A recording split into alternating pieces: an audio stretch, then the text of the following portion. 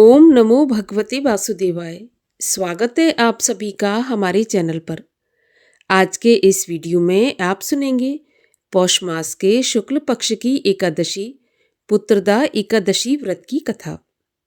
कथा आरंभ करने से पहले आपसे एक ही आग्रह है, अगर अभी तक आपने चैनल को सब्सक्राइब नहीं किया है, पहली बार चैनल पर आए हैं तो चैनल को सब्सक्राइब करके बेल आइकन पर क्लिक कर लीजिए और अगर कथा पसंद आती है तो लाइक करके औरों को भी शेयर करिए।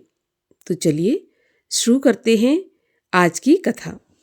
युधिष्ठिर बोले, हे भगवान श्री कृष्ण, कृपा करके पौष मास के शुक्ल पक्ष की एकादशी का महात्म्य बतलाइए। उसका नाम क्या है, उसे करने की क्या विधि है और उसमें किस देवता का पूजन किया जाता है। तब भगवान श्री कृष्ण बोले, राजन, पौष मास के शुक्ल पक्ष की जो एकादशी है उसका नाम पुत्रदा एकादशी है। पुत्रदा एकादशी को नाम मंत्रों का उच्चारण करके फलों के द्वारा श्रीहरि का पूजन करें।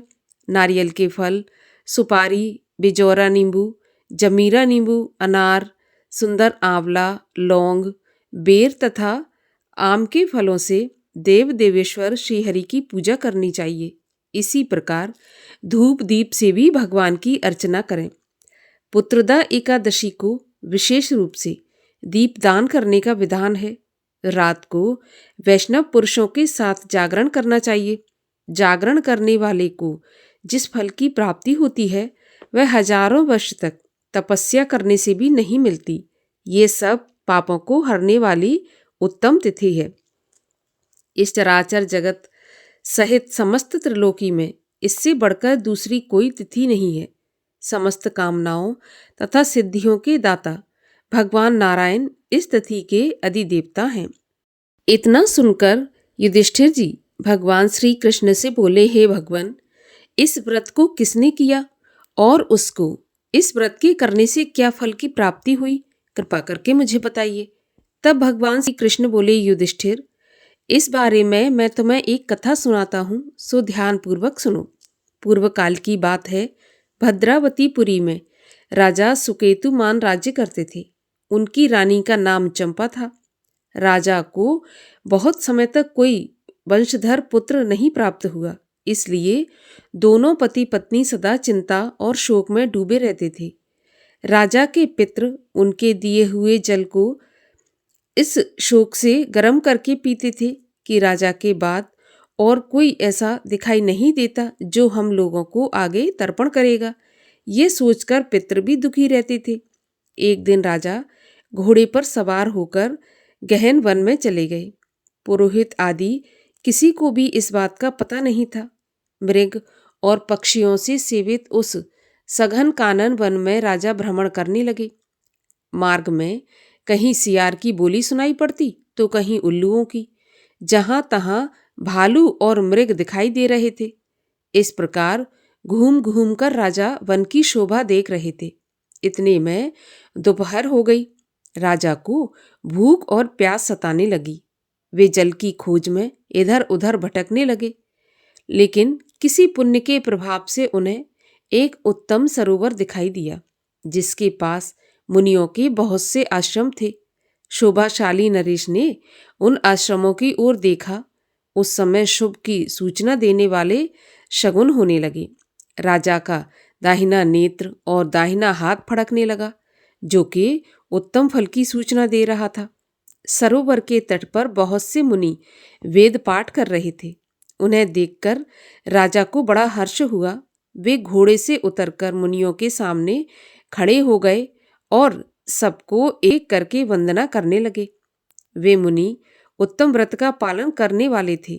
जब राजा ने हाथ जोड़कर बार बार दंडवत किया, तब मुनीश्वर बोले, राजन, हम लोग तुम पर प्रसन्न हैं। राजा बोले, आप लोग कौन हैं, आपके नाम क्या है और आप लोग यहाँ किस लिए इकट्ठे हुए हैं, कृपा करके ये सब बताइए। तब मुनि बोले, राजन, हम लोग विश्वदेव हैं, यहाँ स्नान के लिए आए हैं। माघ मास पास आ चुका है। आज से 5वें दिन माघ का स्नान प्रारंभ हो जाएगा और आज पुत्रदा नाम की एकादशी है, जो व्रत करने वाले मनुष्यों को पुत्र प्रदान करती है। तब राजा कहने लगे, हे मुनियों, यदि आप लोग प्रसन्न हैं तो मुझे भी पुत्र प्राप्ति का वरदान दीजिए।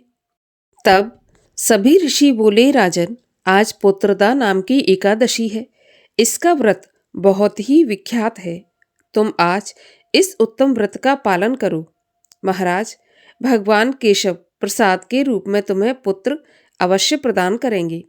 भगवान श्री कृष्ण कहते हैं, युधिष्ठिर, इस प्रकार उन मुनियों के कहने से राजा ने उत्तम पुत्रदा एकादशी व्रत का पालन किया।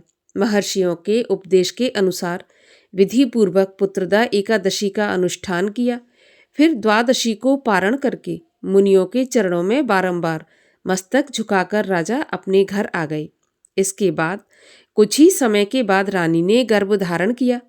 प्रसव काल आने पर पुण्यकर्मा राजा को तेजस्वी पुत्र प्राप्त हुआ, जिसने अपने गुणों से पिता को संतुष्ट कर दिया और वह प्रजा का पालक हुआ।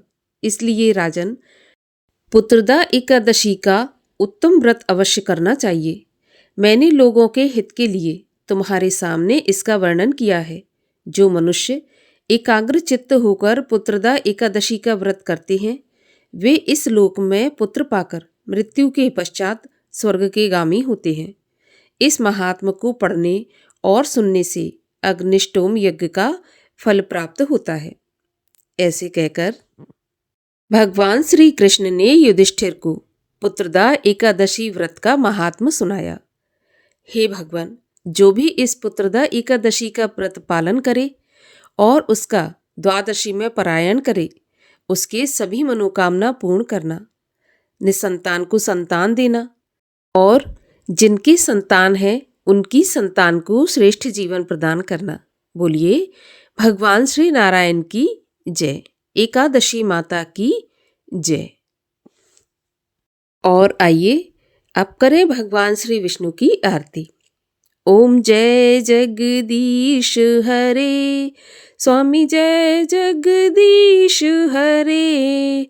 भक्त जनों के संकट क्षण में दूर करे। ओम जय जगदीश हरे। जो ध्यावे फल पावे, दुख बिन से मन का सुख संपत्ति घर आवे। कष्ट मिटे तन का, ओम जय जगदीश हरे। मातु पिता तुम मेरे, शरण गहूँ किसकी। तुम बिन और न दूजा, आस करूं जिसकी। ओम जय जगदीश हरे। तुम पूर्ण परमात्मा, तुम अंतर्यामी।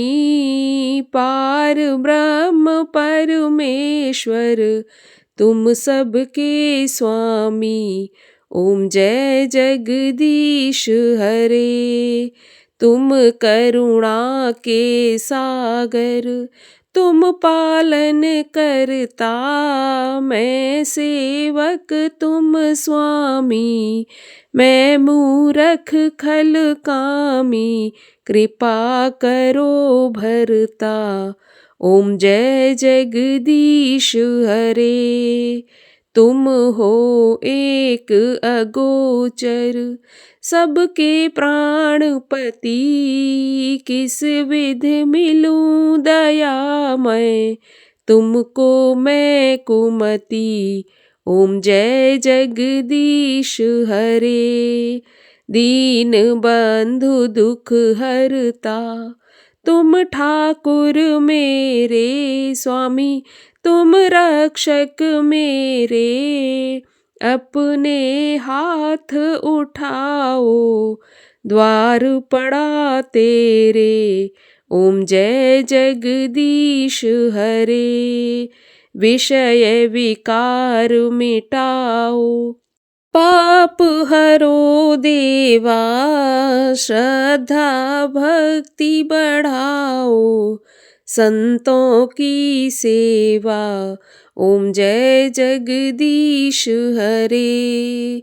तन मन धन सुख संपत्ति सब कुछ है तेरा, तेरा तुझको अर्पण क्या लागे मेरा।